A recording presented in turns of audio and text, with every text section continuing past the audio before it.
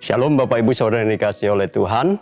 Bagaimana kabarnya? Saya percaya setiap kita pasti ada di dalam kondisi yang sehat dan tetap ada dalam pemeliharaan dan penjagaan Allah kita yang sempurna. Bapak Ibu Saudara yang dikasihi oleh Tuhan, hari ini kita akan melanjutkan kembali seri pembelajaran kita dari Matius pasalnya yang ke-5 sampai yang ke-7. Ya. Nah, hari ini menjadi sesi yang terakhir yang kita ambil di dalam Matius pasal yang ke-7 ayat yang ke-13 sampai 29. Ini kita akan berbicara tentang fondasi hidup yang benar. Bapak Ibu Saudara dikasih oleh Tuhan, ya.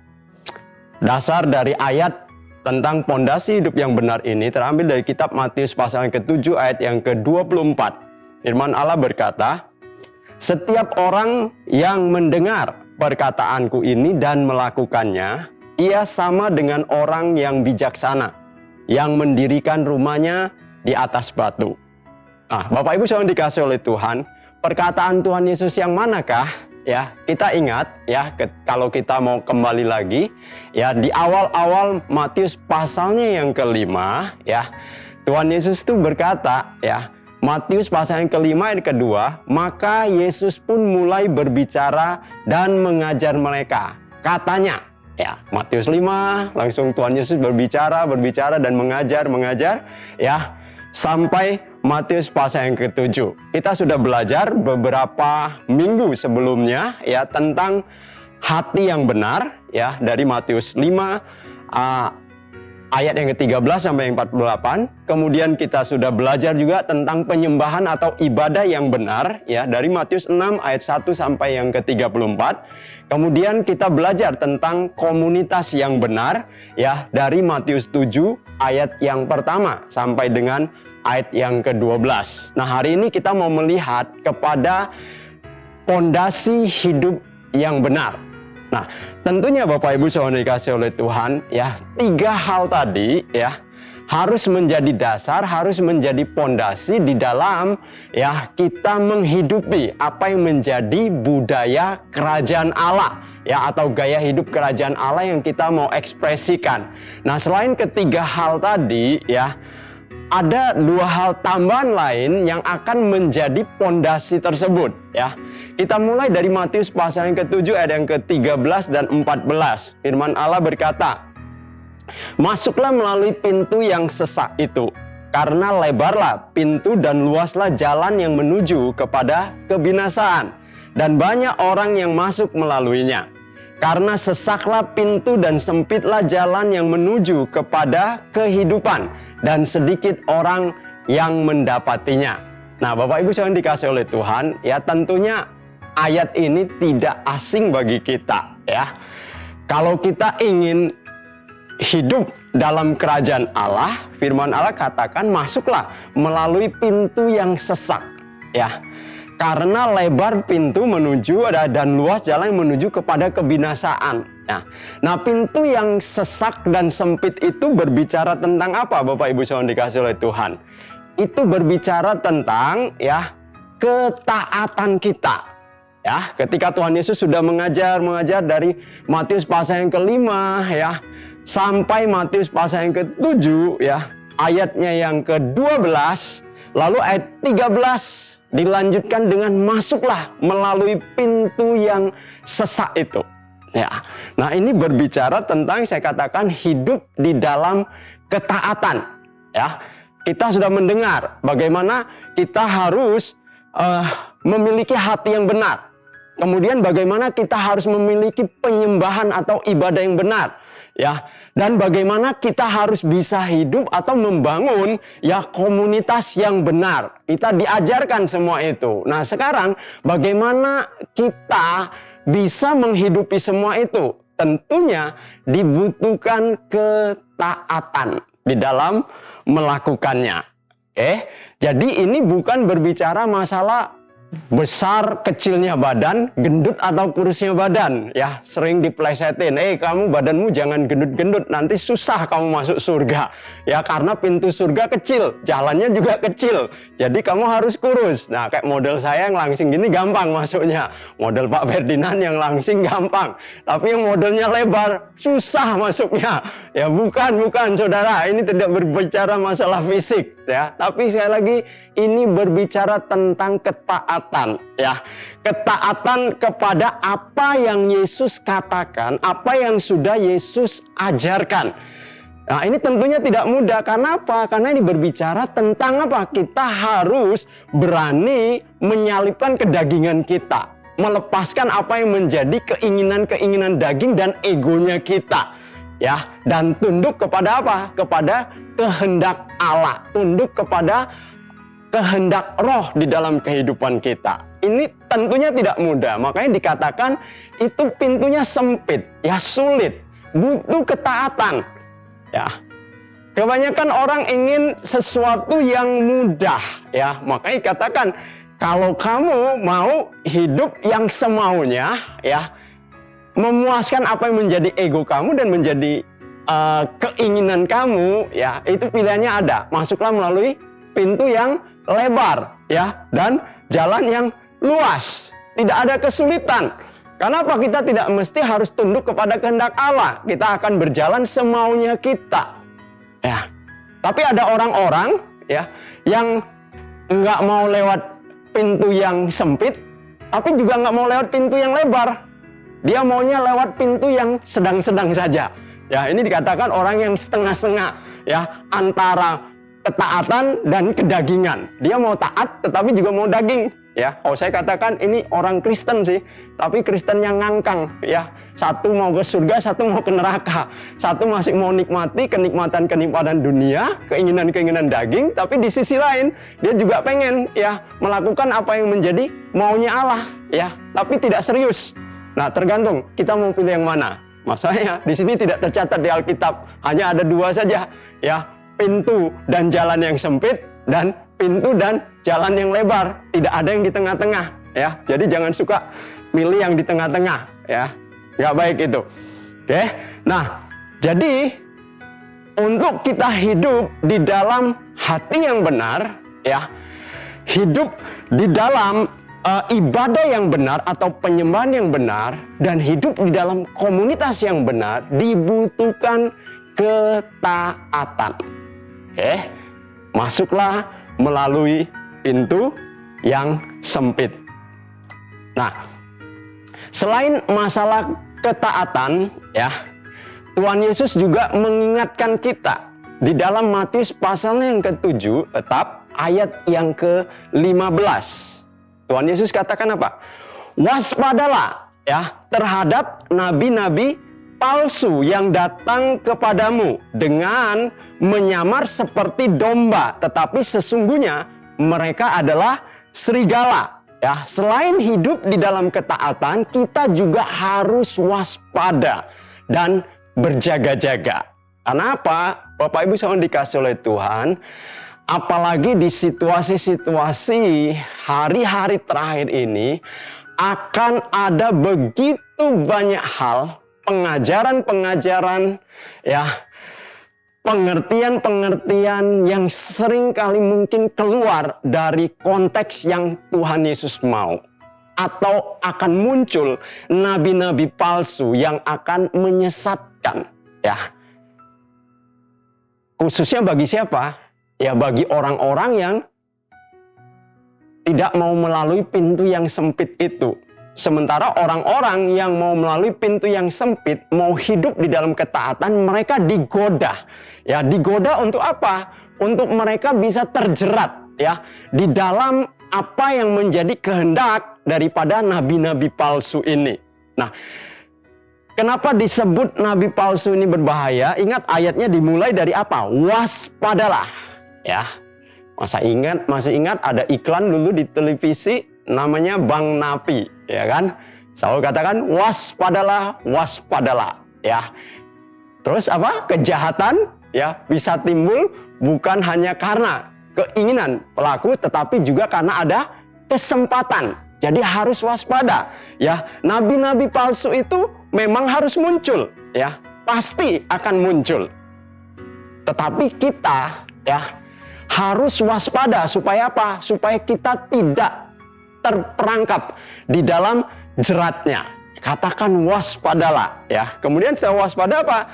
Terhadap nabi-nabi palsu yang datang kepadamu dengan menyamar seperti domba, tetapi sesungguhnya mereka adalah serigala yang buas ya.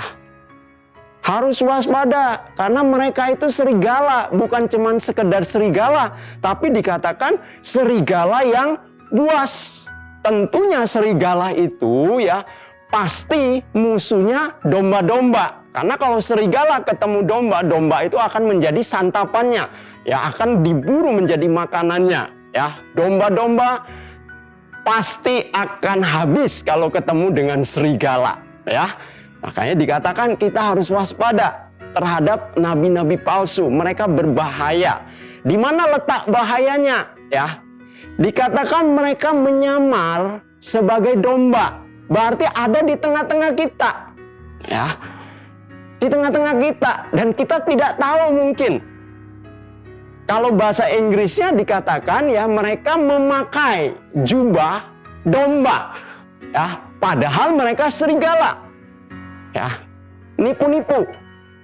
Kelihatannya domba, tapi isinya serigala. Ya, berarti mereka ada di tengah-tengah kita, orang-orang percaya. Kemudian mereka itu disebut nabi. Ya, nabi-nabi palsu berarti bukan orang biasa. Nabi ini bisa berbicara tentang mungkin dia sebagai seorang pemimpin, mungkin dia sebagai seorang pengajar, ya, guru, pengkhotbah atau pelayan di tengah-tengah gereja Tuhan. Ya, bukan orang biasa. Karena kalau orang cuman biasa-biasa aja tidak menonjol, siapa yang mau mengikut dia? Siapa yang mau mendengarkan mereka? Tetapi karena orang ini punya pengaruh, ya, makanya Tuhan Yesus katakan nabi-nabi palsu. Pasti dia punya pengaruh, punya kedudukan, punya posisi, ya, punya sesuatu untuk dia bisa menarik orang-orang kepada dirinya, ya. Makanya harus waspada. Lalu dari mana kita bisa mengenali mereka, ya? Bagaimana kita bisa tahu ini nabi-nabi palsu atau nabi yang sesungguhnya, ya. Matius 7 ayat yang ke-20 firman Allah berkata, "Jadi dari buahnya lah kamu akan mengenal mereka." Ya. Buahnya yang seperti apa? Ya, ini yang harus kita uji, ya. Setiap kali kita menemukan, ya, pengajaran-pengajaran, menemukan orang-orang tertentu, ya kan, ketika mereka menyampaikan pengajaran atau apapun, ya, ini yang harus kita uji, ya. Ciri-cirinya, motivasi yang salah, Bapak Ibu yang dikasih oleh Tuhan, motivasi yang salah ini berbicara tentang apa, ya? Bisa jadi ketika mereka melayani, ketika mereka berkhotbah, ketika mereka mengajar, ketika mereka melakukan sesuatu, ya, itu motivasinya adalah mengejar keuntungan. Keuntungan apa? Keuntungan pribadi mereka, ya. Di dalam Roma 16 ayat yang ke-17 18, saya harus banyak baca ayat hari ini, ya. Karena saya pikir ini penting, ya, di tengah-tengah situasi media yang demikian terbuka, ya, semua orang bisa menikmati berbagai macam versi, ya, pengajaran yang ada di YouTube, yang ada di mungkin di Instagram atau di apapun, ya, supaya kita bisa selektif, ya. Karena apa? Kita tidak bisa membatasi. Hari ini yang namanya model khotbah, ya, itu seperti menu yang ada di restoran, ya. Saudara tinggal milih mau menu makanan yang seperti apa, tinggal klik saja. Mau cari pengkhotbahnya yang lucu-lucu ada, mau cari pengkhotbahnya yang serius-serius ada, mau cari pengkhotbahnya yang memang pengajaran melekotok ada, mau cari yang model seperti apa, tinggal klik aja, tinggal pilih aja, ya. Tapi hari ini kami beritahukan kepada jemaat untuk kita bisa selektif ya ketika kita menerima pengajaran-pengajaran. Supaya apa? Supaya jangan sampai ya kita disesatkan. Kenapa dikatakan waspadalah terhadap nabi-nabi palsu. Nah, yang pertama itu motivasi yang salah. Yang pertama itu mengejar keuntungan. Di dalam Roma 16 ayat 17-18, tetapi aku menasihatkan kamu saudara-saudara supaya kamu waspada terhadap mereka yang bertentangan dengan pengajaran yang telah kamu terima, menimbulkan perpecahan dan godaan. Sebab itu hindarilah mereka. Sebab orang-orang demikian tidak melayani Kristus, Tuhan kita, tetapi melayani perut mereka sendiri. Ya, dan dengan kata-kata mereka yang muluk-muluk dan bahasa mereka yang manis, mereka menipu orang-orang yang tulus hati. Ya, jemaat sebagian besar itu adalah orang-orang yang tulus, orang-orang yang rindu, orang-orang yang haus. Ya. Tetapi ini banyak dimanfaatkan oleh para nabi-nabi palsu tersebut. Dengan pengajaran-pengajaran mereka yang muluk-muluk, kata-kata mereka yang muluk-muluk juga ya. Tetapi tujuannya hanya untuk keuntungan mereka sendiri ya. Kemudian ya motivasi yang kedua yang salah ya. Hanya baik kepada yang memberi keuntungan. Ya, atau baik kepada yang menguntungkan. Kalau yang tidak menguntungkan, ya, dia tidak baik. Ya, tapi bagi yang menguntungkan, wah, dia akan melakukan apapun. Ya, ini sudah dikatakan di dalam kitab Mika, pasalnya yang ketiga, ayat yang kelima. Firman Tuhan berkata, beginilah firman Tuhan terhadap para nabi yang menyesatkan bangsaku, yang apabila mereka mendapat sesuatu untuk dikunyah, maka mereka menyerukan damai. Yang menguntungkan diri dia akan berkata damai. Tetapi terhadap orang yang tidak memberi sesuatu ke dalam mulut mereka, maka mereka menyatakan perang. Kalau tidak menguntungkan, dianggap musuh atau nggak peduli dengan kamu. Oke? Nah, jadi motivasinya itu hanya untuk apa? Yang bisa memberi keuntungan. Yang tidak menguntungkan, ya udah say you goodbye. Ya, kayak orang bisnis aja jadinya. Kalau menguntungkan, bisa memberi cuan, ayo bisnis kita jalan. Tetapi kalau tidak menguntungkan, oh ya udah goodbye ya. No. Seharusnya tidak demikian. Makanya kayak harus jaga-jaga. Kemudian yang kedua, tadi motivasi yang salah. Sekarang yang kedua, nubuat yang meleset. Ya. Kita mungkin banyak mendengar orang-orang yang suka berkata, ya, Tuhan berbicara pada mereka untuk sesuatu, ya, yang menyangkut mungkin orang banyak, ya, yang mungkin mereka katakan itu sebagai nubuatan-nubuatan, tetapi yang tidak pernah menjadi kenyataan, ya, hanya sekedar kata-kata. Ulangan 18 ayat yang ke-20 dan 22. Firman Allah berkata, tetapi seorang nabi yang terlalu berani untuk mengucapkan demi namaku perkataan yang tidak kuperintahkan untuk dikatakan olehnya, atau yang berkata demi nama Allah lain, nabi itu harus mati. Ya, zaman perjanjian lama mengerikan. Kalau dia berani berkata dari Tuhan, tetapi itu tidak dari Tuhan, maka dia harus mati, hukumannya mati.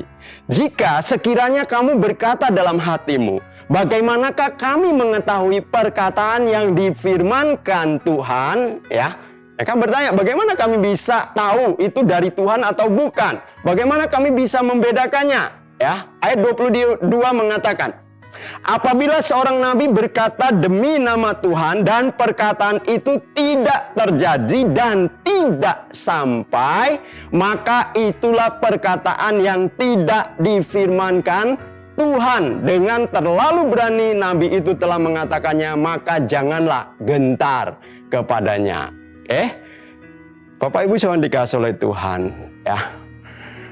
Mungkin kita sering atau pernah ya mendengar ya Maaf, pendeta-pendeta yang berkhotbah lalu membawa nama Tuhan dengan berkata, Tuhan berbicara kepada saya mengenai bla bla bla bla bla bla lah, ini dan itu, ya, seperti ramalan-ramalan. Bukan berarti kita tidak percaya nubuatan. Segala sesuatu itu harus diuji. Nah, tetapi apa yang dikatakan selalu meleset, ya, maaf, jangan percaya dengan mereka. Ya, karena mereka menyampaikan bukan apa yang Tuhan sampaikan kepada mereka, tapi mereka menyampaikan sesuatu yang ada di dalam pikiran dan hati mereka saja. Ya, makanya dikatakan nubuatan yang meleset. Ya. Kemudian ciri yang ketiga yaitu ajaran yang sesat. Ya. Bagaimana cara kita membedakan bahwa itu ajaran sesat atau tidak? Ajaran sesat, ya. Pertama, kalau mereka hanya menyenangkan orang, ya. Pengajarannya itu hanya menyenangkan orang, ya. Tidak pernah namanya menegur dosa, ya. Tidak pernah mengajarkan tentang hidup harus memikul salib, ya. Tidak pernah mengajarkan hidup yang menyangkal diri, ya. Tetapi segala sesuatunya hanya hal-hal yang menyenangkan, ya. 2 Tawarik 18. Bapak Ibu yang dikasih oleh Tuhan, 2 Tawarik pasal yang ke-18, ya. Ini berbicara tentang Ahab, raja Israel, mengajak raja Yehuda yaitu Yosafat untuk mereka bersekutu berperang melawan Ramot Gilead. Lalu Yosafat bertanya kepada raja Ahab, tidak adakah nabi di tempat ini yang kita bisa bertanya, ya, tentang peperangan yang akan kita lakukan, ya. Lalu di sana Ahab berkata ada 400 orang nabi di sini, ya. Dan nabinya itu selalu berkata, menyatakan, oke, silakan berangkat perang, Tuhan akan memberikan kemenangan kepadamu, ya. Lalu Yosafat bertanya, apakah tidak ada nabi yang lain lagi? Ya. Ahab berkata, ada satu lagi, ya.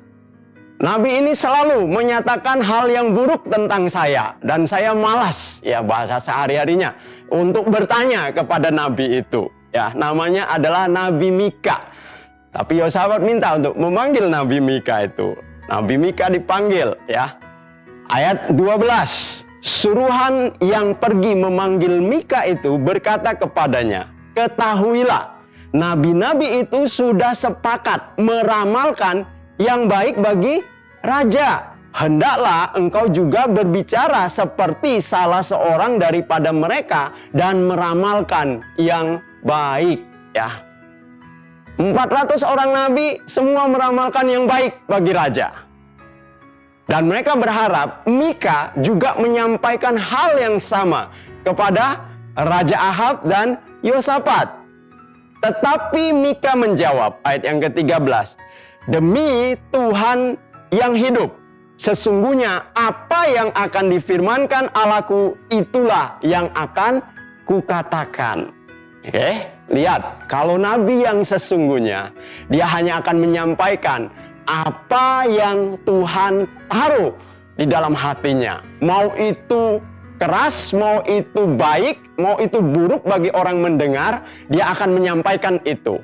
Tetapi nabi palsu, ya, dia hanya menyampaikan hal-hal yang baik-baik saja, yang menyenangkan orang lain, ya. Kemudian yang kedua, ajaran yang sesat itu berbicara tentang apa? Tidak pernah menegur dosa. Kalau mau salah, ya kan, enggak apa-apa, ya. Mau berbuat zina, wajar, ya kan. Mau mencuri, mau apapun, ya masih manusia. Jadi tidak pernah berkata dosa adalah dosa, dosa bukan sekedar masalah. Nah, ini ungkapan di dalam pria sejati, ya kan. Dosa adalah dosa, dosa bukan sekedar masalah. Nah, kalau dosa berarti harus bertobat, ya. Kalau masalah ya harus dibantu untuk diselesaikan. Tapi kalau dosa ya lu harus ditinggalkan. Oke? Tapi nabi palsu ya dia tidak akan pernah menegur dosa, ya. Yeremia 23 ayatnya yang ke-16 dan 17. Beginilah firman Tuhan semesta alam. Janganlah dengarkan perkataan para nabi yang bernubuat kepada kamu. Mereka hanya memberi harapan yang sia-sia kepadamu dan hanya mengungkapkan penglihatan rekaan hatinya sendiri, bukan apa yang datang dari mulut Tuhan. Mereka selalu berkata kepada orang-orang yang menista firman Tuhan, kamu akan selamat. Dan kepada orang-orang yang mengikuti kedegilan hatinya, mereka berkata, malapetaka tidak akan menimpa kamu. Ya. Lihat, kepada orang yang menista firman Tuhan, mereka tetap berkata, kamu akan selamat. Kepada orang yang mengikuti kedegilan hati mereka, ya, nabi ini akan tetap berkata, malapetaka tidak akan menimpa kamu. Artinya, it's okay, ya, masih manusia. Ini yang dikatakan pengajaran-pengajaran hyper grace, ya. Kamu berdosa, nggak apa-apa, Tuhan kan maha pengasih, Tuhan maha pengampun, kamu akan diampuni kok, kamu tetap akan diterima kok, ya. Mau mereka mau bejat seperti apapun, ya kan, mereka tetap berkata kepada kebejatan orang-orang tersebut tidak apa-apa, ya. Toh keselamatan itu kasih karunia, bukan usahamu. Bapak Ibu saudara dikasih oleh Tuhan, kita tidak membenci sang pendosa. Kita selalu terbuka untuk menerima orang-orang yang berdosa. Tetapi yang kita tolak adalah perbuatan dosa mereka. Orangnya kita tetap terima dengan senang hati, dengan tangan terbuka, tetapi dosanya kita tolak. Ya, dosa kita akan tetap katakan dosa. Salah kita akan tetap katakan salah. Jadi tidak ada kompromi dengan perkara-perkara itu. Tetapi bagi nabi-nabi palsu, ya, mereka tidak akan pernah menegur dosa, hanya menyenangkan. It's okay. Terus memberitakan yang enak-enak saja. Yeremia 8 ayatnya yang ke-11. Mereka mengobati luka putri umatku dengan memandangnya ringan.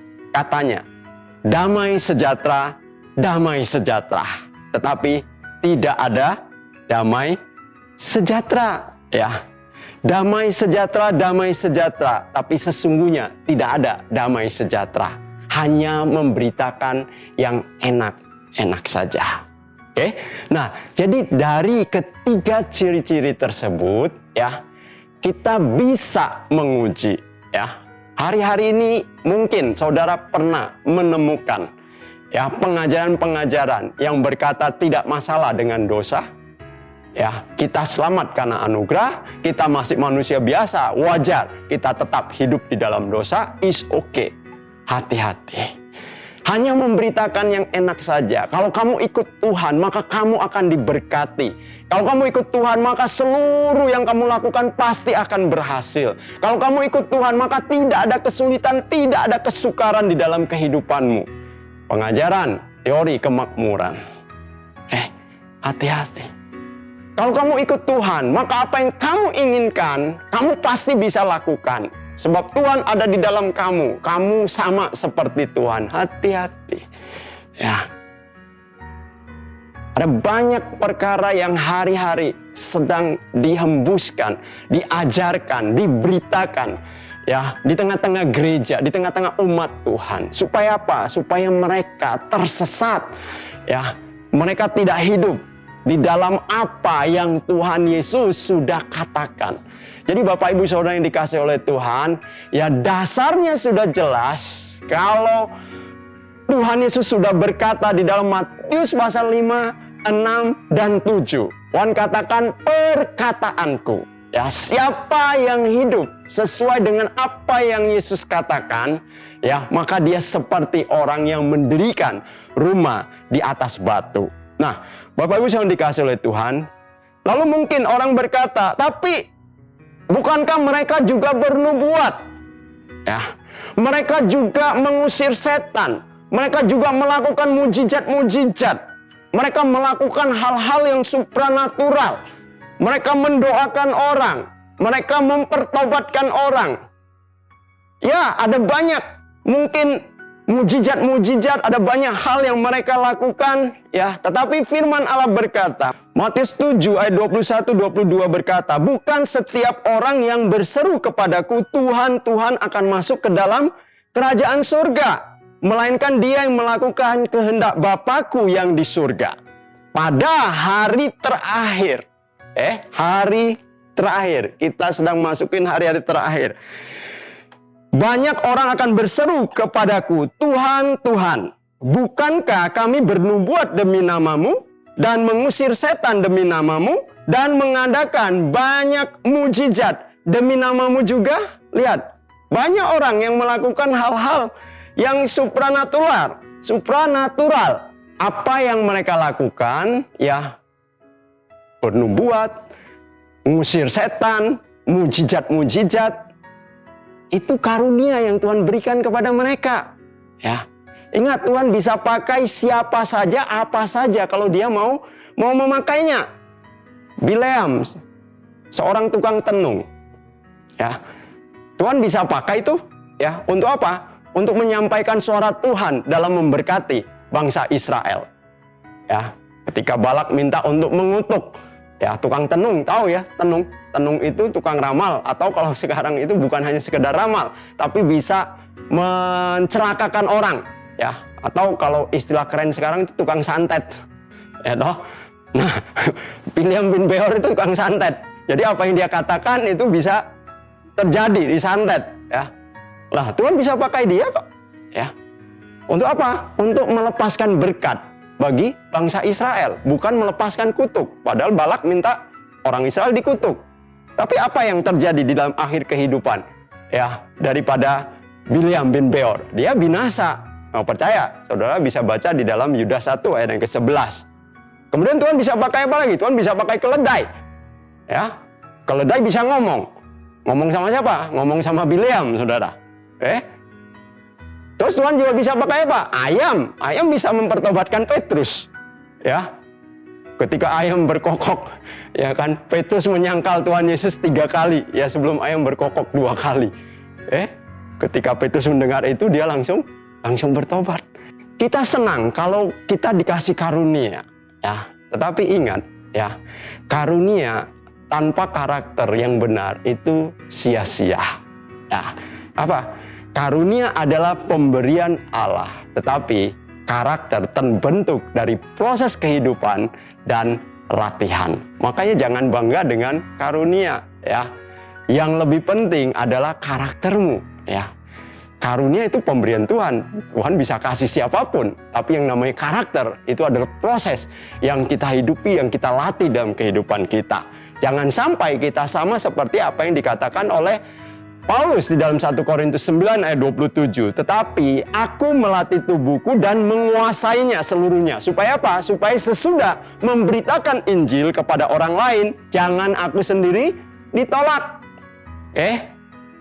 Paulus saja harus selalu berjaga-jaga, harus selalu melatih, menguasai seluruhnya, ya. Supaya apa? Jangan sampai dia bisa memanifestasikan karunia Tuhan demikian luar biasa, bisa mempertobatkan orang demikian luar biasa, tapi sesudah itu dia ditolak. Yang jaga itu. Jadi hati-hati, ya. Karunia tidak menjamin seseorang itu diterima di dalam kerajaan surga. Firman Allah yang mengatakannya, ada orang yang berseru-seru, ya, aku sudah melakukan ini, aku sudah melakukan itu Tuhan, ya. Tapi Tuhan katakan, enyalah engkau, hai para pembuat kejahatan, aku tidak mengenal engkau. Ya, Bapak Ibu Saudara yang dikasihi oleh Tuhan. Jadi kembali lagi, ya, saya mau katakan, untuk kita bisa hidup di dalam budaya atau hidup di dalam gaya hidup kerajaan Allah, kita harus membangun kehidupan kita di dalam pondasi yang benar. Pondasi yang benar itu adalah pondasi yang dikatakan atau perkataan yang sudah dikatakan dan diajarkan oleh Tuhan Yesus. Matius 5, 6, dan 7. Setiap orang yang mendengar perkataanku ini dan melakukannya, ia sama dengan orang yang bijaksana, yang mendirikan rumahnya di atas batu. Kemudian turunlah hujan dan datanglah banjir. Lalu angin melanda rumah itu. Tetapi rumah itu tidak rubuh sebab didirikan di atas batu. Jadi Bapak Ibu yang dikasihi oleh Tuhan, kita harus membangun fondasi atau dasar kehidupan kita yang benar, yaitu kita harus memiliki hati yang benar, kita harus memiliki kehidupan penyembahan dan ibadah yang benar, kemudian kita harus tinggal di dalam komunitas yang benar, tentunya di dalam ketaatan yang terus-menerus, dan tetap waspada dan berjaga-jaga terhadap penyesatan-penyesatan yang muncul di hari-hari terakhir ini. Dengan demikian akan menuntun kita tetap hidup di dalam budaya dan gaya hidup kerajaan Allah. Tetap semangat, Tuhan Yesus memberkati kita semua.